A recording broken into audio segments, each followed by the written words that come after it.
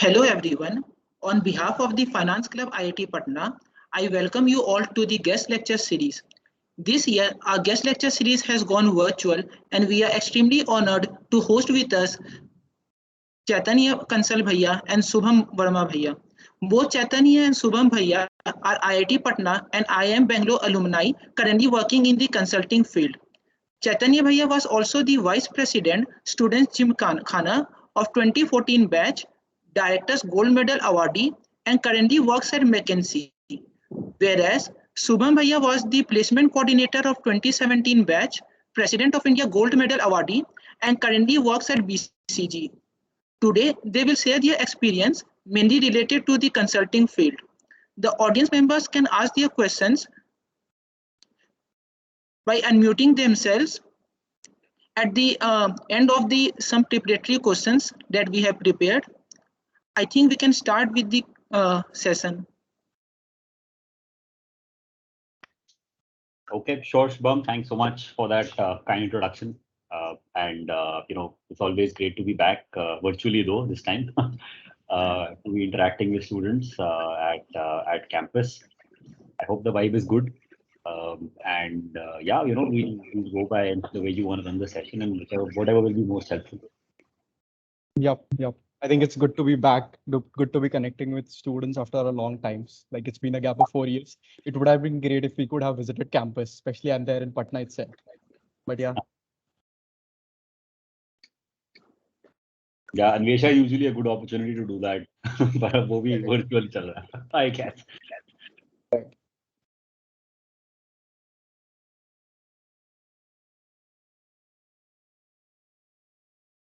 Madhur, do you want to start with any questions if you have in mind?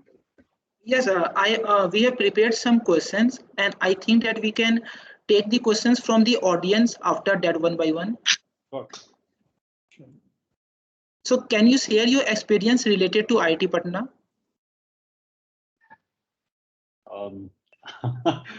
Sure, yeah. So I was at IIT Patna 2010 to 14. I did computer science, and at that time we were in the old campus. Not in the cool new campus you guys have. But yeah, man, I think of course, it was a tough time. Being this whole new IIT transit campus, limited opportunities. But I think what that also meant was that there was a lot of scope to do a lot of things and be involved in a lot of activities which you otherwise would not have gotten a chance to do. Like I remember Anvesha also, we used to do entrepreneurship club also. We started along with a team of 3 other folks. And then, of course, there were so many other things which were happening. I don't know if the Gymkhana constitution is still around. That was something we co-drafted when I was in my second year. So, I think it was a great experience that way, from the learning and just building resilience, which is a very, very well sought out and well thought of skill in the corporate world today. And how do you handle different situations? How do you bounce back after being put into a tough spot? And COVID has shown us that that can happen to you or anybody in the world, right? So I think from a building resilience point of view, from building great long-lasting relationships point of view, it was very interesting. And I think we had some cool profs. Since we were the first few batches, they were pretty lax with us, to be honest. And I'm sure Shubham would agree. I don't know if attendance rules, etc., how much they apply anymore. But at the time, तो होते नहीं थे ज़्यादा कुछ. So yeah, what do you think, Shubham? Yeah, so I was there from 2013 to 2017 from computer science batch only. And I can provide a different perspective because I had spent 2 years in the older campus and 2 years in the new campus. So one thing I can say that not much changes because it's really, you are within an ecosystem, within a set of people. So you can be in Bhita, you can be in Patna, you can be in Bombay. But it's really about the vibe that you get inside the campus. And that was amazing throughout the 4 years. Like Chaitanya was telling, if I compare between IIM Bangalore and IIT Patna, I think in IIM Bangalore, everything is really set. It's been running for 20, 30 years. The things that you can do, it's just you can build incrementally on top of it because everything is really refined. But when it comes to IIT Patna, things were starting to get into the groove. And it was really the place where you could try and experiment things. Like Chaitanya was telling, we developed the first Android application for Anvesha. Not sure if that's still around. That was one part of it. We started the culture for going into ACM ICPC. That was a coding competition. And a couple of other things as well, like co-drafting the procedure for placements. That also happened during our time. And there was something very innovative that happened during our time was the BTP matching. That wasn't done by me, but a couple of my friends, where the profs could like choose set of people, and the students could select what courses that they could go in, and the matching can happen post that. So a lot of new things and a lot of new learnings that you could take to the corporate. And I've seen my friends talk about it, that whatever they did, experimentation and all, it really helps and it has shaped them to where they are. That's one part of it. And definitely, I think I was really fortunate to get hold of really good set of friends that I'm still connected with. And that's a big part of my entire journey at IIT Patna, like going for birthday treats, like giving each other a really hard time, doing pranks. And I think that was a big part of at least my IIT Patna journey. Yeah, no doubt. Yeah, I think just to add to that, right? I think just since you mentioned comparing IITP versus IIM, right? I think the bonds you form in undergrad just are much more deeper. They, I think, also outlast everything else as compared to, at an IIM. I think, for example, restrictions itni hoti hai, right? You can only do 2 clubs or you can only do 1 club. These 2 clubs can't overlap. All sorts of drama is there. But if you're part of a new growing institute, the world is your oyster for all practical purposes. Absolutely. That's so true.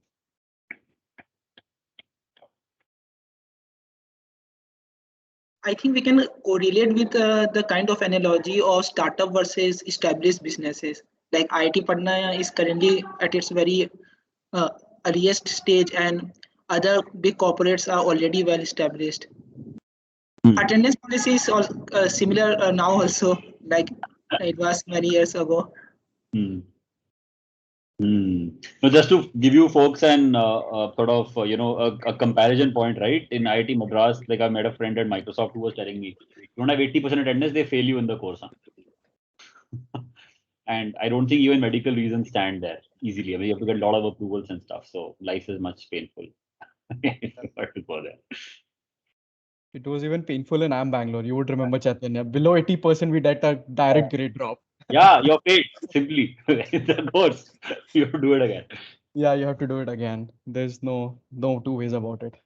I think that's true. And like Madhur, you were telling, like comparison between startup and really a corporate. There are two kind of skills, like taking things from 0 to 1 and then taking it from 1 to 100, the scale part. I think the entrepreneurship and the things that Chetan was telling, like he set up the entrepreneurship club. So that's where really the entrepreneurial spirit gets into you, and you try to experiment things and you get into mode where you won't be held to the ground if you really fail. You have enough of comfort zone around it. And I think that part IIT Patna did provide us. Yeah. And I mean, since the overall broader theme of this is also from technology to consulting, right? I think so. This also correlates really well to that. I mean, for example, when consulting firms look at candidates and they're looking to shortlist folks, what they look for is evidence of taking up leadership positions, evidence of showing entrepreneurship, evidence of taking up new initiatives. And, I mean, sort of IIT Patna offers you a lot of those opportunities to do something like that. Yeah. On a very broad. That is true. That is true. Yeah, we have also heard that in most of the IIMs, there is a very strict punctuality thing. Like if you enter 1 minute or 2 minutes late, you are not allowed to enter into the class. So can you share some experiences, if any, occurred? Yeah, absolutely. It's 5 minutes though. 5, right? I think IIM Bangalore at least was 5. It really depends on the professor. Definitely, you won't get an attendance because it's all digitized. You have an ID card. So even if you are 1 second late, you won't get an. That's why it will not record your attendance, basically. Yeah, it won't record. I think Chaitanya's time, even in a first year, it was 5 minutes. You had within 5 minutes, you could swipe. But in a second year, it got completely changed. Even 1 second late, if you won't get attendance for it. But on the point of Madhur's question, I think it's really flexible with the profs, because there are a couple of people who might get late because of some serious issues, like, or even it could be like a casual issue. But still, the professor don't hold it against you. You can still attend the class, unless the professor is very clear about it that they don't want you to interrupt the flow of the class. That's generally what happens. Wow, so now it's like 8 a.m. class, so 8 a.m. before that you have to be in. Yeah, exactly. You have to be in. It's very optimized. Wake up at 7:40, start walking from D block at 7:50, 7:55. You reach mess, grab a tea, 2 minutes outside the class. It's all very optimized. Okay. So how was your overall experience in IIM Bangalore? So you want to start? I'll pitch in. I can start. I think I recently talked to someone about it. Like IIM Bangalore had full of ups and downs. So IIT Patna I really see as a dream life, something that I would want to relive again. But IIM Bangalore was a real life. Like it had really lots of ups and downs every day, and you could really literally create a TV series out of everyone's life at IIM Bangalore or any MBA or postgrad for that matter. And there are 6 semesters, 6 trimesters. Each year you do 3 trimesters, and there is always one core theme that you take from that one trimester. For example, in first trimester, it's all about finding your space within IIM Bangalore, getting to meet new friends, getting into a good club, trying to meet new seniors. Second trimester, it's all about madness because you're chasing the summer placements, and that was the key theme of it. Third trimester, you generally spend partying a lot because everyone is set, they know where they want to intern. And at the same time, you have the options of electives opening up. So you can take big bets with finance, you can take small bets if you want to have a very comfortable life. Fourth trimester, when you come back post internship, I think things change a lot because that is when either you get a PPO or you don't get a PPO. So people who don't get a PPO, they try to prepare for case competitions and all. And the good thing, the best thing I think about IIM Bangalore and like postgrads, MBAs is that fifth trimester is about exchange. So fourth trimester, you spend a lot about planning the Europe trip, trying to see what are cities you want to visit, how you want to optimize the cost. And fifth trimester, I spend a really great time exploring Europe. Sixth trimester, you come back for the last term at IIM Bangalore, really help your friends out with placement, really try to see where you see yourself 5, 10 years and try to solve that question before you really head into the corporate. Post that, I think you won't get a lot of time. So that is how I'll say my 6 trimesters happened. Chaitanya, you want to add to that? Yeah, sure. Yeah, I think fully agree with you there, right? I think the characterization of each semester having a theme is very true. But I think what I'll maybe say there is, I'll maybe try and come up with a few things which talk about how is that experience different from your undergrad experience.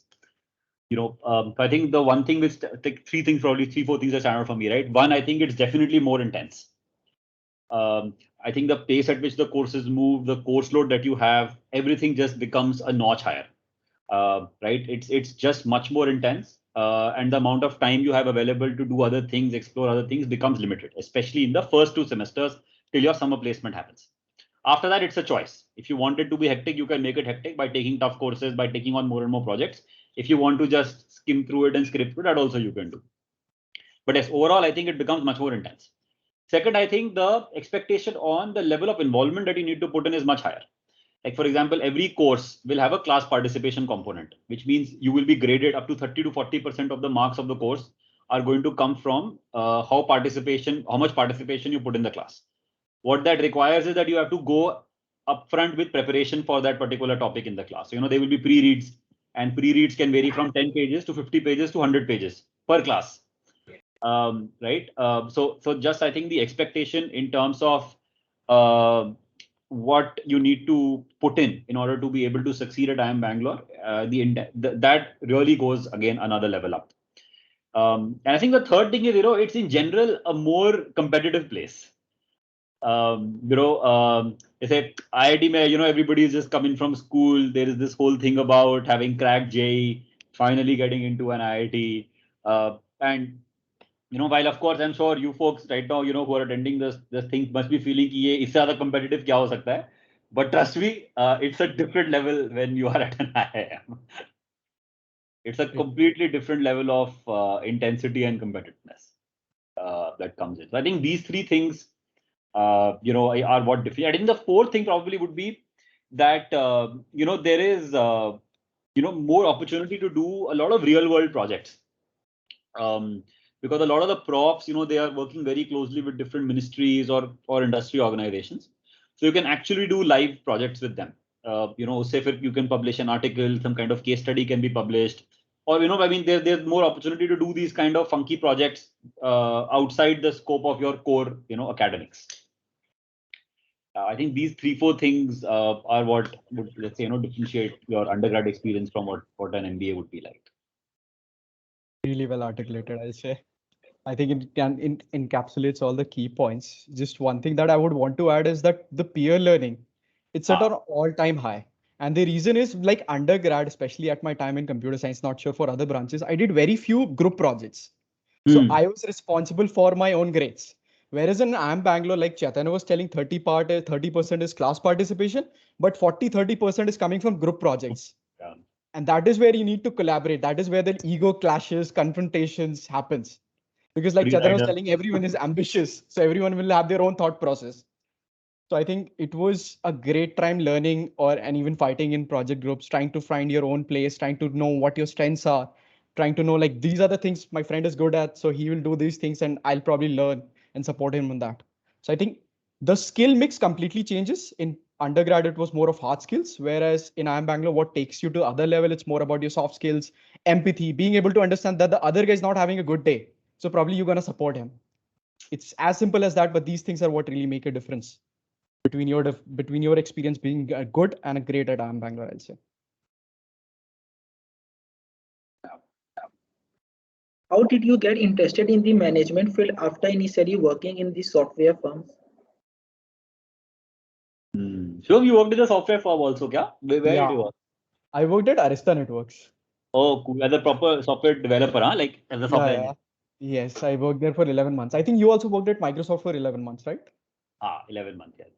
Quite Sir, similar. at least my story I'll tell you, right? I mean, so I remember joining in first year, of course, you put in all the hours, slog it out to make sure your, first year takes off on a good note. But then I remember doing courses on microeconomics and macroeconomics, and that's when I realized कि अगर एक course है जो मैं genuinely अच्छे से पढ़ने के मतलब enthu से पढ़ रहा हूँ, so it is those courses, right? And then I think around over the course of second year, I realized that while coding is something I like, I'm good at, but not something that I might want to do as a full-time thing forever. And at that time, I had a big thing to get into something in the public sector. So doing some kind of developmental institution work or working with some kind of foundation, that's the kind of work I wanted to do. But as life moves on, third year internships happened and Microsoft came on campus and I got through the interviews. But then I got through that interview as a programmer. But I was like, yeah, मेरे को बहुत clear है कि मेरे को coder नहीं बनना है. I want to do something more on the management side of things. So they had a role called a program manager at that point of time. Still they have it. So I really pushed HR and everybody who interviewed me hard to say कि मुझे वो वाला role चाहिए. And I remember, I think our interviews happened sometime in August. The internship was to start in June. This is 2013. Until March, I did not hear anything from them. Like I used to send them reminder emails every other month, say कि कुछ हुआ क्या, can I still do the PM internship? ये वो. And then randomly one day in April, they said, yeah, fine, you can do a PM internship. So I went on to do the PM internship, really liked it, and then converted that internship to a full-time offer. So, after that, while that thing had happened, but by that time I was clear that, I mean, if tech is not where I want to go, why not immediately do an MBA and get going on, whatever I want to do, right? Which is public sector and foundation kind of work. But the interesting story was I remember writing CAT in my third year without any prep. Okay, like I literally just walked into this place and wrote CAT. And I think I got like some kind of a 99 percentile in English, but an 86 in maths. I was like, चलो बढ़िया है, ये तो आसान है solve करना, right? I mean, maths तो अपने घर की खेती है, वो तो practice कर लेंगे, हो जाएगा अगले साल. And then next year with all the prep I wrote CAT, and that year I think I got some like 68 percentile in English, but like 90 something in maths. And I think kuch hua tha, so like a lot of people from our batch had some random scores happened that year. There was a big court case also that some people ran after that, but net what it meant was I was not going to an IIM after IIT. So then I went and joined Microsoft, right? And it turned out to be a really good thing because I worked on a really cool project where I was at Microsoft, made some really good mentors who I still am in touch with till today. And then that year again, I wrote CAT without any prep, got through, then the interviews, etc. happened, and IMB was where I wanted to go, and that's what I converted. But I think that 1 year at Microsoft, now that I work as a part of McKinsey for technology clients, that 1 year really helped me really understanding how companies work, how software development happens, what that process is like. So, I mean, you can't really predict what will play out well in your favor at what point. But I think the idea is just to make the most of whatever you get. I think that's basically how my transition sort of happened. Yeah, I think the point that you made, Chaitanya, like looking back, I think things can connect in a line. Like moving forward, you have to have that faith. Yeah, it will really add up. And I'm having a similar experience. Like I've done a bunch of TMT cases, Tech Media Telecom, and that's where like I think the Arista and having that intuition about coding, I might not know what like analytics is really, but I know कि ऐसे ऐसे होता होगा यार, there will be a goal test case in these things, and that intuition really comes in from computer science. So you need to have couple of times, you just need to operate on your intuition. You cannot always take a well-informed decision. As far as I think my decision on joining MBA, it really happened, I think probably towards the end of third year, when I'd already gotten a PPO from Arista. I was trying to think, is this what I really wanted to do?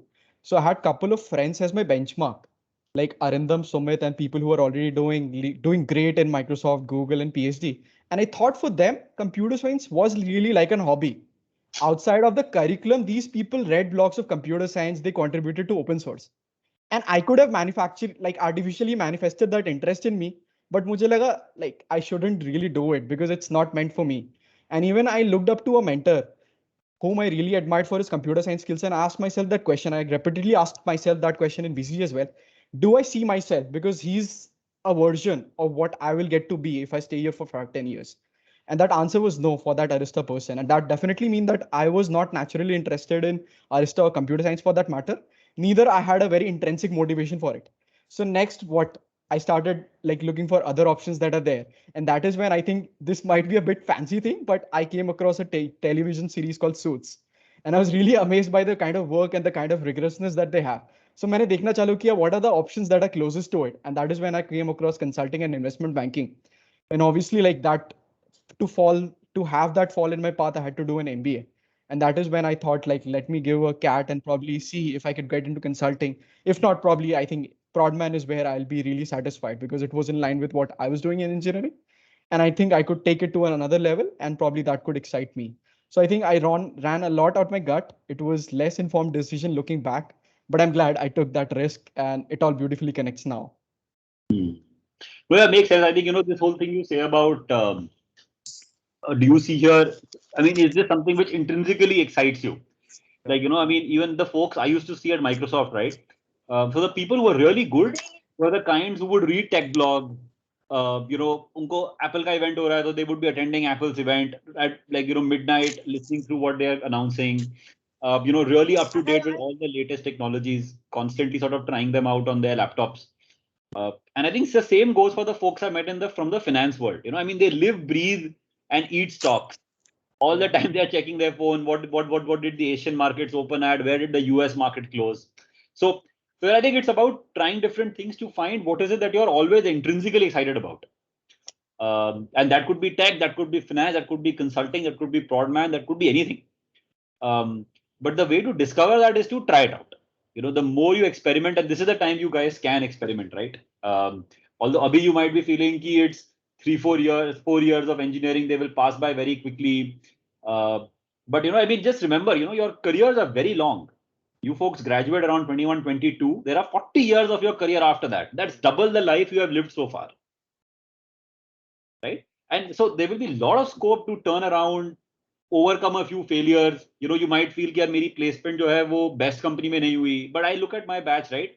For example, I mean, people who, let's say, went to the, and which was a big thing when they were getting this thing, that people who went to day 1, day 2 companies, in 2 years, all of them transitioned to day 1 companies. Right? So, I mean, it's not like chances close after your first shot at a job. I would say chances probably do close after 12th. I mean, depending on which college you go to, things are a little bit set in terms of what your trajectory is going to be like. But you pass that stage. You are already at an IIT. Right? So from here, if there are hiccups, they will normalize or average out in a couple of years. You might not, even if you don't get the best project today, you will get it in 6 or 12 months from now. If you don't get the best job that you wanted right after campus, you might be able to change to it in 2 years from now. You might realize, mujhe wo karna hi nahi tha actually. I was just going with the flow, and with the whole prestige issue about that particular job. So always keep this perspective in mind. It becomes very easy to just be very concentrated in the here and now, and thinking life is going to end in 6 months. There are 40 years of career ahead of you. Change drastically through that.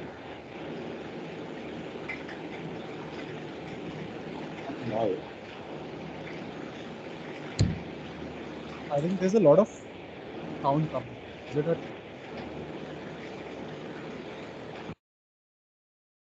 All right, thank you. I think I couldn't agree more with Chaitanya. There is a quote even in economics. It's slightly on a different context. It says that in long run we are all dead, and I think Yeah. I completely agree with this. Like I've seen that in IT Patna. I think one sad thing is that placements, they are less about, I wouldn't say less about the skill, but a large part of it is driven by the alum network. And us being slightly younger college, us being a slightly younger college, it means that we might not have alums reach senior leadership position, which is why I think the companies that might come in would mean that probably if you are at level 1, you might have to take a level 2, level 3 jobs.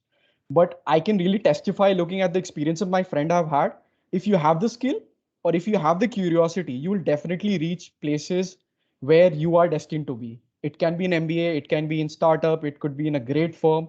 The world is your oyster, really, if you have skills and if you have the curiosity to do it. So I think you should really find one thing that sparks interest with you, and rest all you should leave it to it. Just completely blindly follow it and you'll definitely reach great places. I think that's true even from IIM Bangalore as well. Like people say, people who were placed like probably the at the last day, they have gone on to become the CEO of PNG and HUL. These are the people who are stuck on. So it's not really dependent on whether you get placed first, second, third day. You just need to find one thing that really clicks with you and follow it blindly with your heart. That's the most important thing.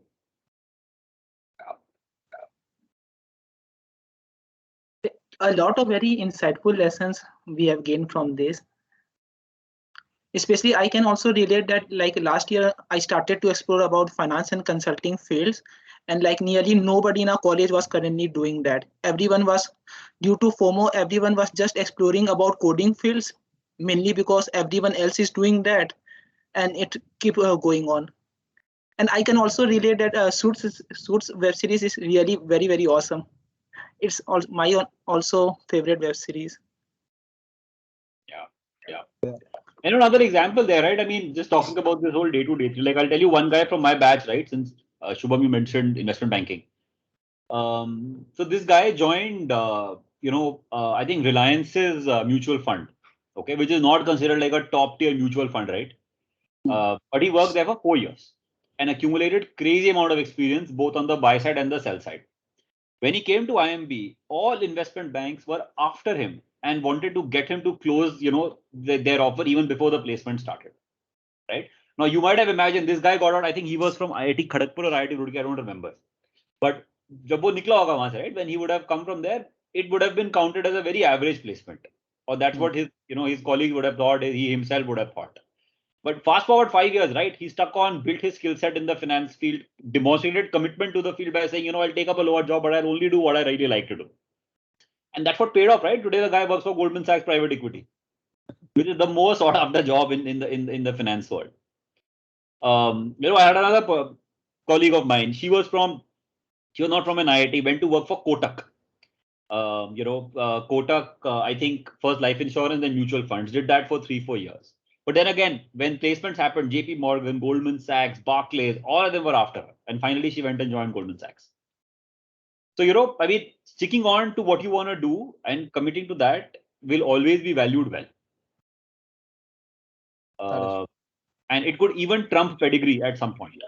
Because if companies have a choice between two candidates, one who's truly shown commitment to that field versus one who looks like has a lot of potential, often they would go for the first one and not for the second one. That's absolutely true. That's absolutely true. I think one of the questions that Madhur had shared initially that is quite linked to this theme, like what should I do to get into consulting? So after BTech, I think especially for firms like McKinsey, BCG, Bain, the sad part is they already have a very fine-tuned campus program. And I don't think IIT Patna is part of it. But I think sorry, I think it's very few campuses that they're going to right now. We'll push in 5-6 years if you stick around and make partner. Yeah, definitely.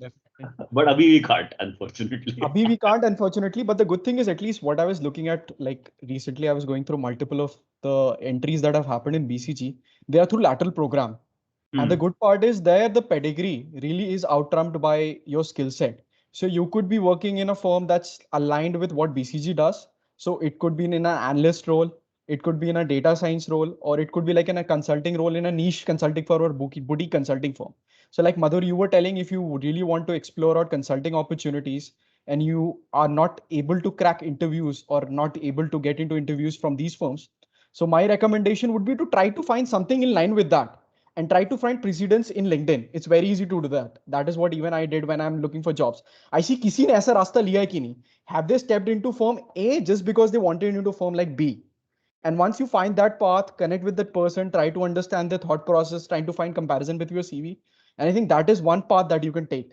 And that will help you reach into place B, even though directly you can't reach there. And that is what we all do. And that is what Chaitanya's friend even did. He would have had like Goldman Sachs or some private equity firm in his mind. And he knew that this is the path that I have to take instead of going for Prodman or consulting, which might initially pay me more, but I'm not interested with it. And with the skill sets, I can move into that direction. Yeah, yeah. And maybe I'll give you a few examples, right, of what these paths can look like. So, for example, one very standard path is through ZS advisors. A lot of people who get into consulting have ZS advisors experience pre-MBA. Another one I think is all these analytics firms, Fractal. There used to be another one, EXL. Yeah. Right. Then there's another one called Thoroughgood Associates. So a lot of people who have pre-MBA work ex in these companies, are often very attractive candidates for at least consulting firms. I think another interesting route which is now becoming very relevant, and you should add the BCG experience, Shubham, is on tech. Because a lot of consulting projects today are beginning to be about digital transformation, or there is some element of tech in all of them.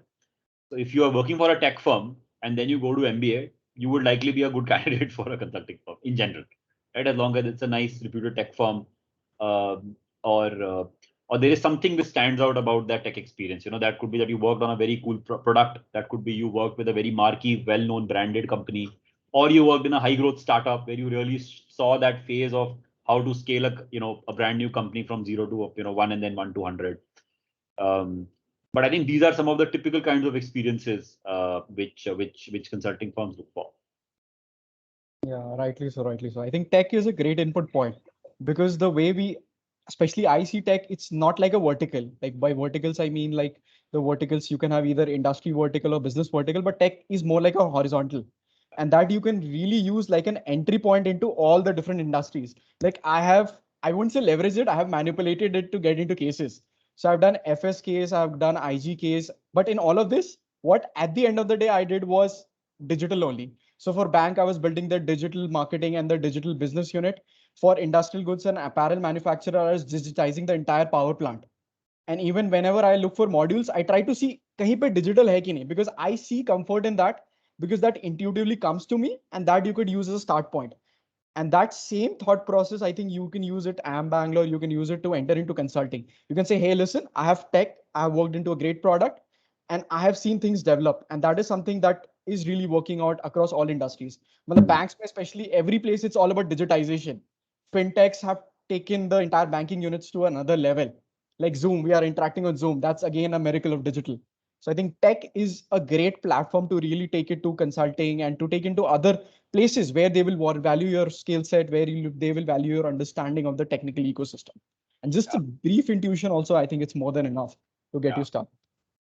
Yeah, I think other than tech, just building on that, right? I think another kind of experience which is very valuable is hardcore operations experience. Let's say you've done Schlumberger for 3 years, or you've done, let's say some auto company in a business role, ITC. A lot of folks who get into consulting after MBA are ex-ITC. A lot of them are from, let's say, ex-Maruti or ex-Honda or something like that. Ex-Schlumberger is a very, very valued experience. So anything that gives you, like really core operations experience, supply chain experience, those are also very good opportunities to pick. Yeah, that is true. I think one of the questions again that Madhur had asked, like, what is the sweet spot for you to really time your MBA? How much age gap should be there typically between BTech and MBA? I think very recently I was answering that question for client, and the answer is the typical MBA answer, it depends. And it depends on the fact what you want to do into MBA after MBA and what you're doing currently. And if these plans are aligned, I will suggest typically 2 to 3 years, you could invest in building your skills post undergrad.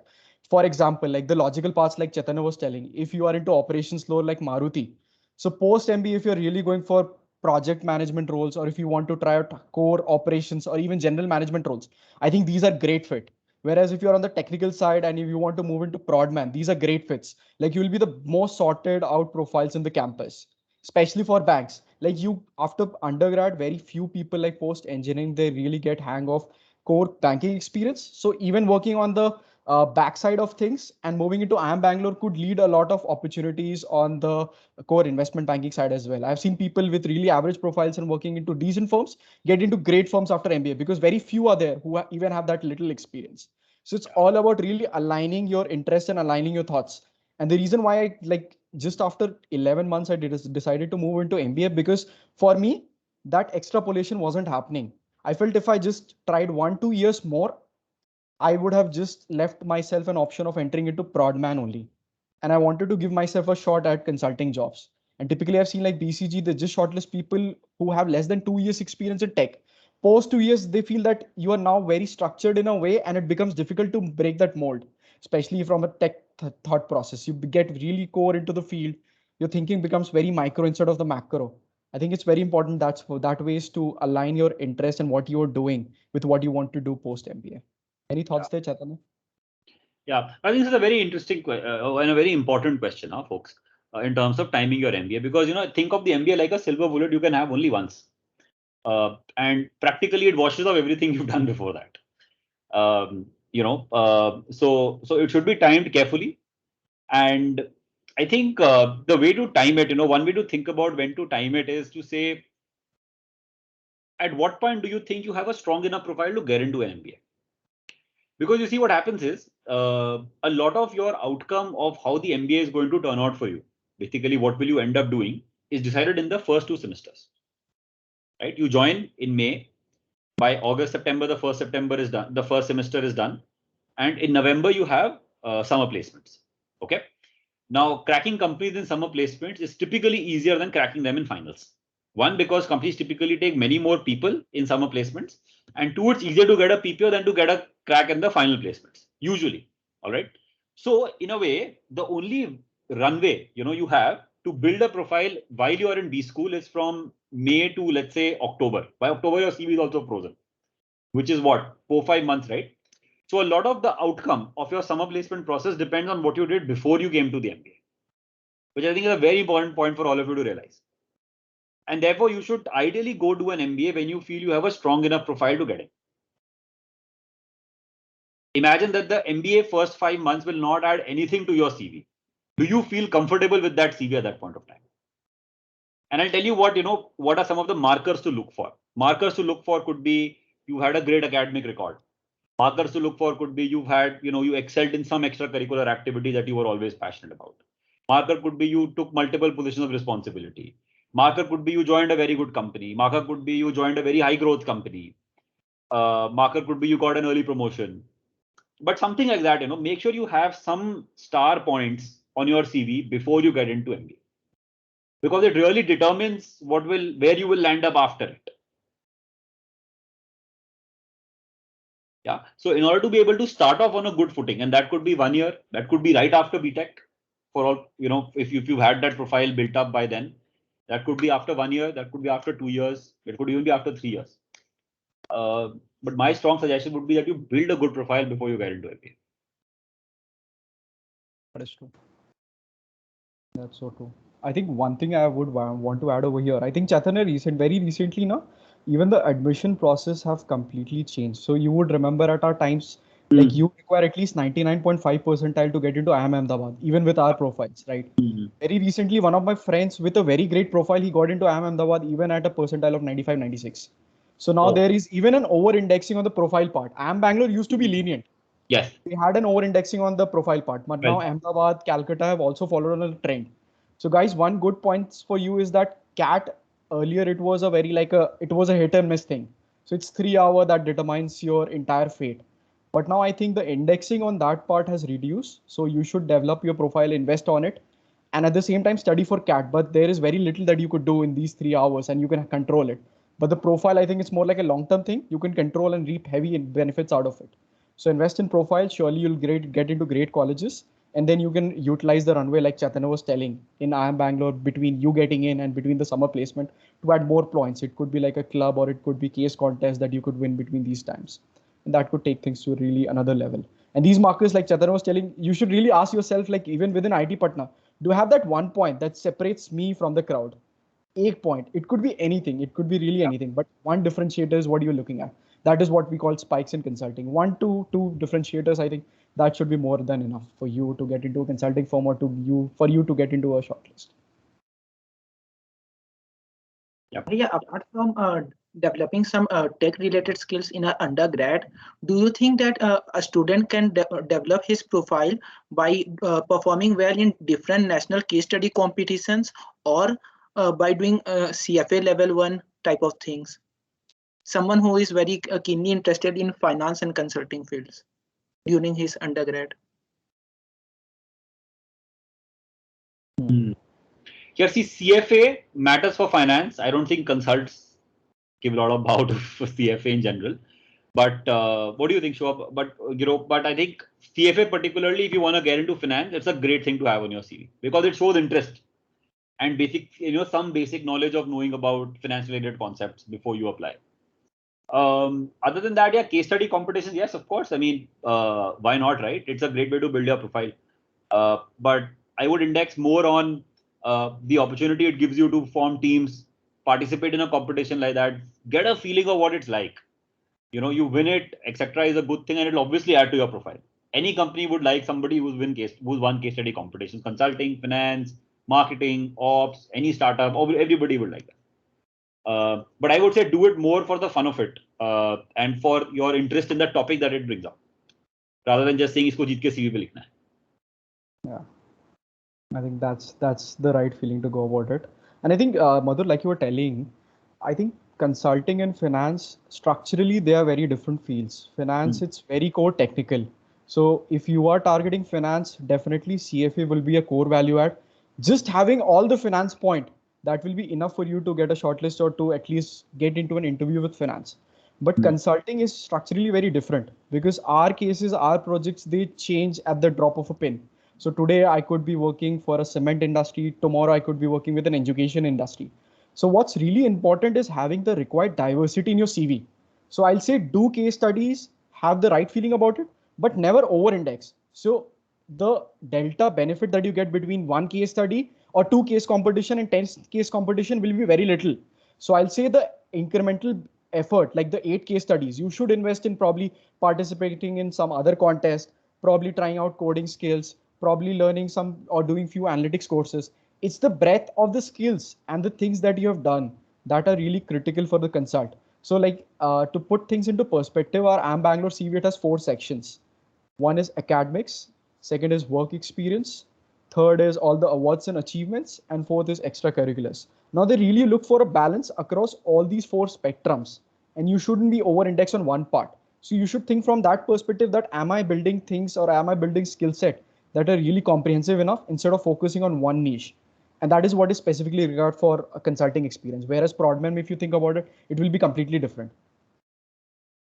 Yeah, no, very true. And I think you made the right point, Shubham. It's important to differentiate between finance and consulting. They are two very, very different careers.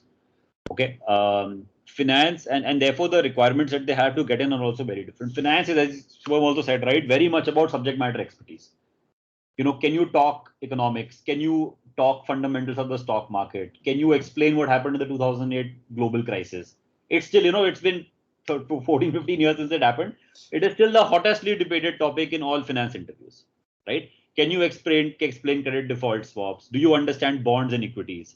So it's a very, very, technical field, which is why doing a CFA is one good way to learn about all those technical concepts and also demonstrate to somebody else that you know them. Which is why working in the finance field is a good way to also learn about those topics and demonstrate to somebody that you know that, right? So finance companies either go for two things in my experience. Either they will look for demonstrated knowledge of the finance world, or they will look for extremely outstanding academic pedigree. So they will look in your CV to say physics Olympiad hai kya, chemistry Olympiad hai kya, is this rank 1, is this rank 2 guy or girl, right? So either they look for very, very strong academic capabilities, which shows them ye banda ghis lega, or they look for a demonstrated interest and knowledge of finance. Consulting on the other side will look for a lot more personality. They will look for diversification of interests. They will look for, okay, good at academics, but also has done a lot of leadership positions and also has some kind of extracurricular interests. Because there is no subject matter expertise that you can build for consulting. As Shubham said, you could be doing a cement company today, you could be serving an IT services company tomorrow, you could be serving an automobile maker the other day. So there, what will matter is, are you able to take initiative? Are you able to quickly understand and grasp problems? Are you able to make connects with people? Because clients are who you have to work with every day. So the skill sets are very different, right? And so important to look at the two differently, then prepare also accordingly.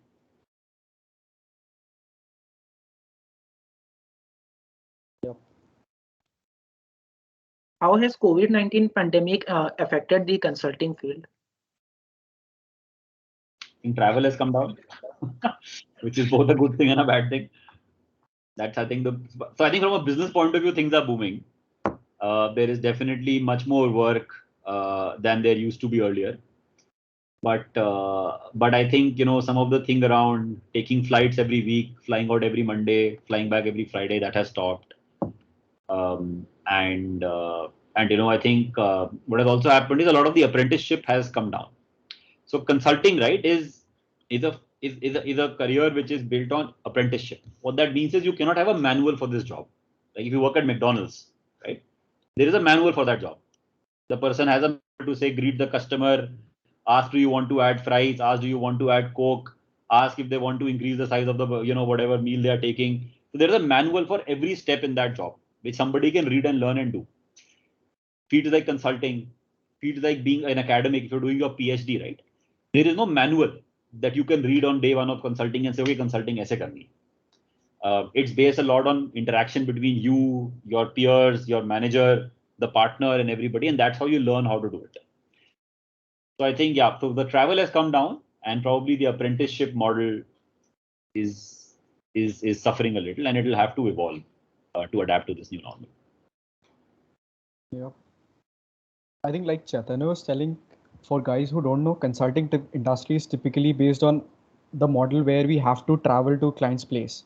So we don't really visit offices. So next month, if I'm moving to Bangalore, I don't expect to even visit Bangalore office single day in the entire year. Yeah. I have to travel to client place, and that's the model. Like we fly out Monday early morning, we take 6 a.m., 7 a.m. flight, and Thursday or Friday, depending on what client agrees, we come back.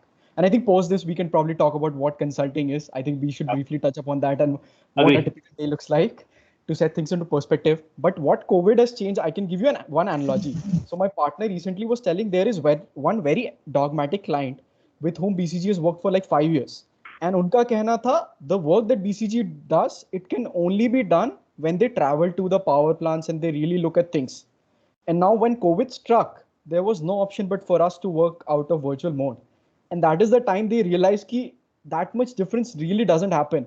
In fact, the productivity on our parts increases because now I can sleep at my own time at Sunday morning and I can wake up at a very comfortable time on Monday.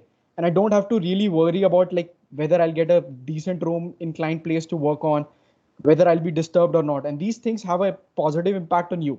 So there are definitely places where you still have to visit to client place to really see out for the things. But in most of the places, I think we'll be moving to a hybrid model where it will be like not instead like traveling 100% of the days, probably 20% of the days you have to travel for a necessary meeting or for doing studies. The rest of the part, you can stay back, work from your own home at your own comfort. And the good thing is it will even have a cost advantage on the projects as well because the client bears the cost of the travel and other things. So it's plus for both of us. And I think this is where the consulting model will probably move towards. Yeah, it will definitely be hybrid, I think, going forward. That's how it will become for sure. Yeah, but just talking about what we do, it's a little difficult to explain, right? But folks, I think of it this way. So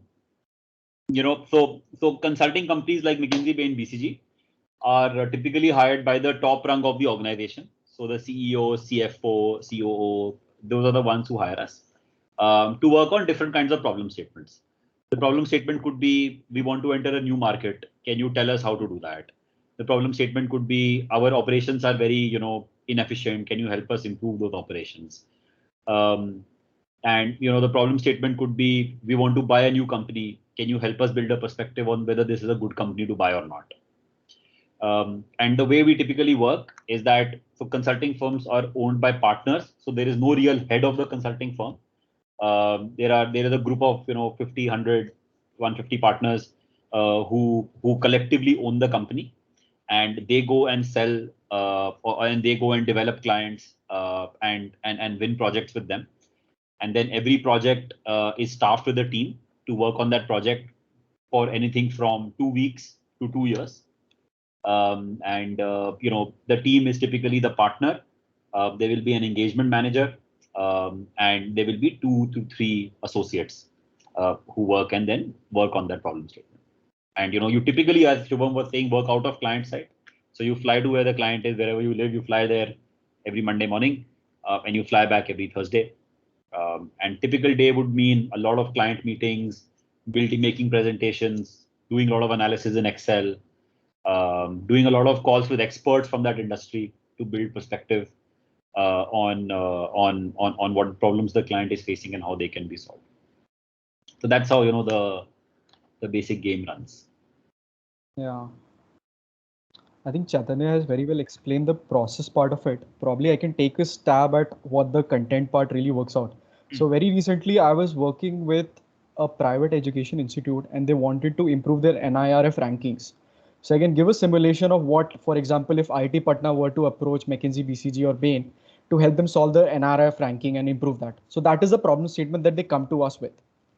And what we do is typically the first part of the leg is where we try to research on the NIRF ranking time, on the NIRF ranking and how it's really calculated. So that part, the initial part of the case is spent on the research. That is when probably we could speak with the director of the firms who are really good on the NIRF ranking. So it could be like an IT director, IT Delhi director that we could speak with, or we could speak with consultants who are in the education part, who are aware of the process of evaluation, or we can speak people from MHRD. And that is where we research and bring about a perspective on what it takes to become a leader or what it takes to secure 1 to 10 ranking with NIRF. That's the one part of the research. Post that in the second leg, probably what we'll do, we'll try to understand where IIT Patna stands. That is when we are expected and we are really required to travel to IIT Patna, speak with students. And we could probably do one-on-one interviews with you or focus group discussions, one like we are having one currently, to understand what is currently missing or what are the things that are really working out for you. Is there a challenge on really creating value or in communicating value? Are we not advertising enough? Are we not building a brand around it? So that's the second part around it, where we see what's the really difference between where IIT Patna stands between what we did in the previous leg as to what is should be the vision of IIT Patna. And the third leg, finally, on the recommendations part, we try to give them an actionable roadmap as to how can you bridge this delta in 1 year, where IIT Patna should be, how it should do, and what it should do. And that is where the execution part even happens. So we could work with IIT Patna over a tenure of like 3 to 6 months, trying to work on these initiatives, trying to set up governance offices, trying to work with placement committees and all, trying to improve the placement score and education score as well. So that is how typically content works.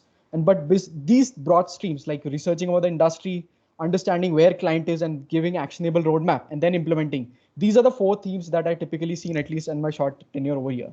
What are your thoughts, Chaitanya, over this one? No, I totally agree. I think that's how most of them run, right? There will always be a phase of benchmarking, understanding what industry best practices by talking to experts, doing your own research, reading reports, etc. Then comparing that to what is there at the client today, and then accordingly coming up with a set of recommendations.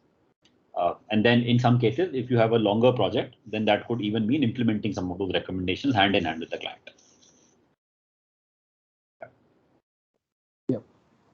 How is the role of an engagement manager different from an associate? Yeah, so as I mentioned, right, the team structure typically will consist of the partner who has the relationship with the client CEO or other person at the client who has sort of contacted us for this problem statement. The EM or the engagement manager, and I don't know what they're called at BCG, but Shubham, what are they called there?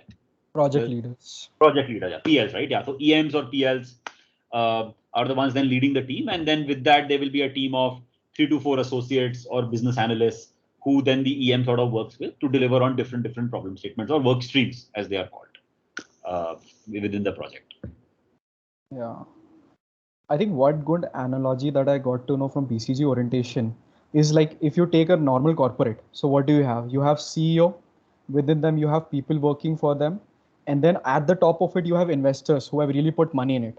If I were to compare this with the model that BCG, McKinsey, Bain have, so like Chaitanya was telling, partners are stakeholders. So they are not just invested in one project, but they have their money scattered on multiple projects. So they are not just tied to one particular project or one client. They'll be working across multiple streams. But people like Chaitanya, these are CEOs. So these are the P&L holders. So the responsibility of the success or if failure happens, it's all on Chaitanya. He's completely tied with the project and he would be staff on just one project. And then you have people working with him, that is people like me as associates, whom you can think of managers who could be responsible for one work stream. Like in corporate, you have a marketing manager, HR manager. And just to put things in perspective, for example, if I were to take the example of NIRF back again. So Chaitanya is responsible for improving the NIRF ranking for IIT Patna. Then with him, he'll have 3 associates. He will tell one associate to improve the ranking for academics, other to improve the ranking on the placement, other to improve the ranking on the brand building part. And probably I could get a module on the brand building part and I'll be responsible for that. But Chaitanya will have a complete grasp of the bigger picture and how to connect these 2-3 things to achieve the value really what client is looking for. So he's the CEO, I'm manager, I'm responsible for my work stream, and he has the complete foresight. Yeah, makes sense. No, very well put. Very, very well put.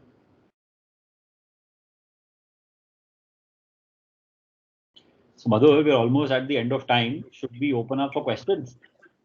Yes, Bhaiya. Have you received anything yet? I don't know if people are understanding what we're saying. Yeah. So actually, Bhaiya, we have also shared some form where they can submit the questions before the session. So some questions are also taken from that. So okay, if anyone has any questions now, they can raise their hand and I will tell them to unmute themselves one by one to ask questions.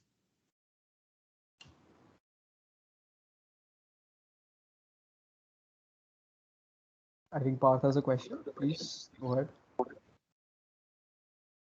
Yes, Bhaiya. So I want to ask, what is analytics consulting? If you could define it a little, and how different it is from the typical consulting jobs that we know of. Okay, so did you say analytics consulting? Yeah. And do you have any companies in mind which do that when you say analytics consulting? Actually, I read about this field on the internet where it said that an article said that there are many divisions of companies, different companies like Bain or McKinsey only, which focus on analytics, consulting using analytics. Got it. I think that would be, for example, Quantum Black, which is a company McKinsey acquired, which does analytics.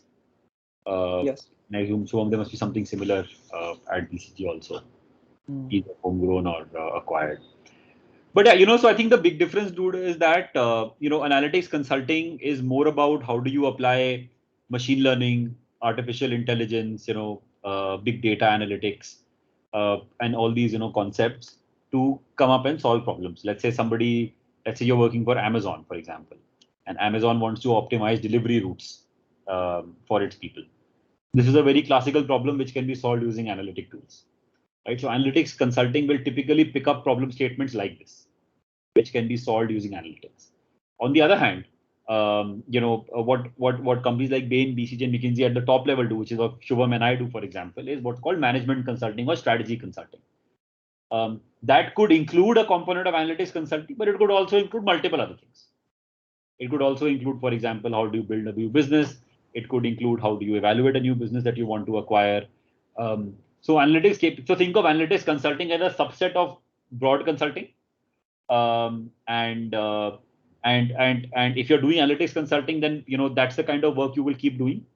But if you're doing the broader management consulting umbrella thing, then analytics consulting could be a part of what you do, but you could also be doing multiple other kinds of things. Completely agree with that. But it's a very upcoming field, huh? You should think about it. If that's the kind of stuff that excites you, everybody in the world today wants a data scientist. Everybody in the world today wants a data engineer. Everybody wants a cloud architect. So demand for this talent is only going to go up in the future. That is true. And I think it's a great stepping stone, even like if you want to do MBA, post that path. I think the skill set and the kind of work that you'll do, it will be quite similar to what my friends have done in EXL. They were also from the analytics department itself. And definitely, I think you will get loads of shortlists, or at least you will have a skill set that is very relevant to what they teach at MBA. Yep. And the part around the analytics, like Chaitanya was telling, it's really a subset.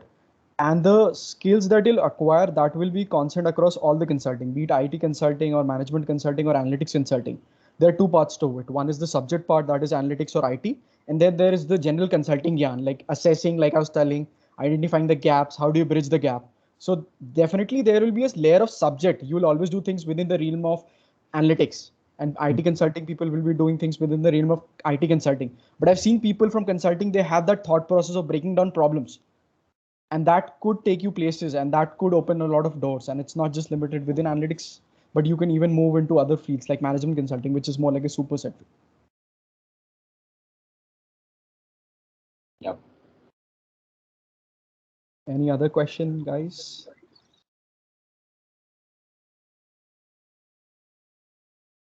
Yeah, we have seen that many people also applied through referral route. So can you suggest how one can get a referral from any senior person from MBB to get an interview chance through the off-campus route? So firstly, Madhur, I don't think you really need the referral of a senior people. I'm not a senior people at BCG, but I definitely can refer you. Yeah. That's first answer for you. I think Chaitanya will be more than senior for you to refer. That's very easy. But for us to refer, you really need to have those sanity checks that are required in the job description. Like there can be two roles. One could be an associate role, which is a step lower to us. But I think the work that an associate, a consultant, senior associate does, it's quite similar. So you need to have those sanity checks crossed off, or even for roles like analytics, you need to have those sanity checks crossed off. And that you could do either through an experience in EXL.